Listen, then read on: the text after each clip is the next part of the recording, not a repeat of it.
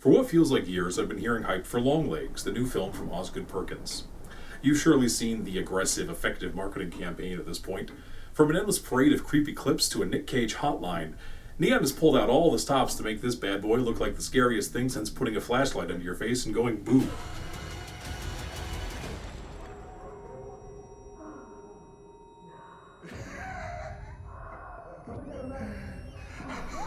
I'll freely admit I fell under its sway. It's exciting to see a new horror movie get such a big push, and I have no choice but to break out the pom-poms for any teaser trailer that actually teases. All those startling images and cryptic poems piqued my interest something fierce. I had to know, what is Longlegs? Well, now I have my answer. It's kind of disappointing.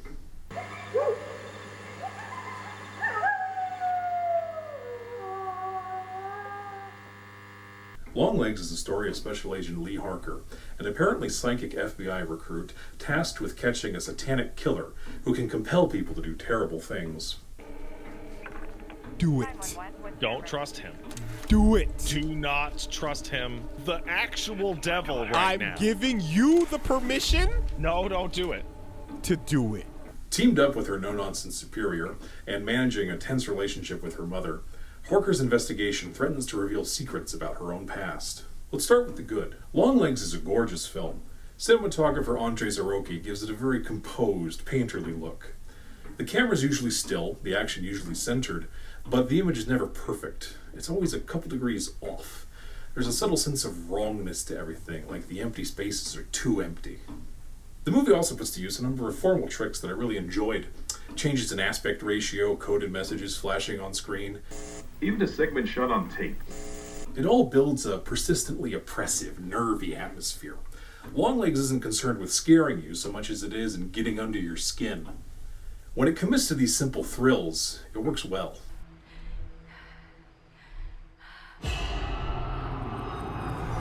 But when it doesn't, when it comes time to close circles and answer questions, Longlegs loses me. I'll be straight with you, dear viewer. I don't have a single definitive reason why I disliked Longlegs. Hype is one factor, but I can't in good conscience hold that against the movie. Familiarity is another. Osgood Perkins might say he doesn't watch new horror movies, but I don't believe him. This one plays all the hits. Now that's what I call prestige horror. This ain't your mama's horror movie, and we've got the elevated tropes to prove it. Classics included Head Meets Table, Weirdo in the Basement, Mommy Problems, and more. And it very much operates in the same stilted, cryptic mode that a lot of these A24 and Neon movies do. You know what I mean, everyone kind of talks past each other. No one reacts to danger with any urgency until it's time. It's beyond familiar at this point, veering towards cliché. Longlegs' good moments feel slightly iterative. It's bad, like a Xerox copy. But I think the real reason I spent the back half of Longlegs counting minutes is this. At the end of the day, it just doesn't excite.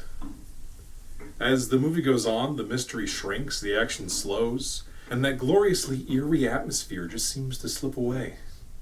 It all starts to feel a little silly, a little deliberately ironic as it delves deeper into satanic panic stuff, which nearly saps all the menace. We get some FaceTime with the killer, but it's not as freaky as meeting Francis Dollarhide. Well, There's a violent confrontation, but it doesn't have a patch on Clarice Starling in Buffalo Bill's basement. Longlegs doesn't have quite the same goals as Manhunter or Silence of the Lambs, but its inspirations are so blatant I can't help making the comparison. I'll more comfortably compare this one to Cure, about a detective investigating a killer who seems able to strike remotely. Or The Exorcist 3, about a man who doesn't believe in Satan and learns the hard way that that doesn't matter. Cure, like Longlegs, features a killer who seems like just a weird guy, but might actually be an avatar of supernatural evil. The difference between the two is that Cure knows what to do with him, and Longlegs doesn't.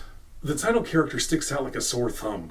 Nicolas Cage's wackadoo performance standing in stark contrast to everyone he shares the screen with.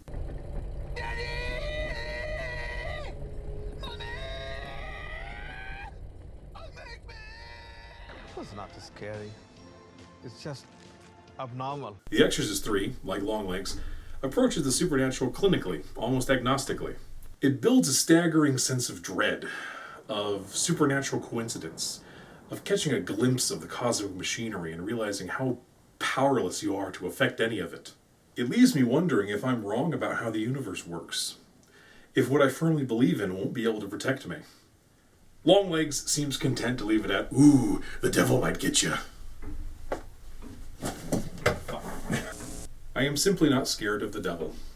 I am scared of a very disturbed man doing terrible things for secret special reasons that only he understands. But Longlegs doesn't really engage with that idea in a way that works for me. I think that's the whole problem in Microcosm. Much as I like this material, I just don't enjoy the execution. Maybe it's me, and I'm just tired of elevated horror. I'm willing to acknowledge that. Maybe it's time we stop iterating on our favorite movies, because the knife can only get so sharp. Maybe we should cast off irony and take the plunge into vulnerability. Maybe, in time, we can come up with something better than winking at the camera.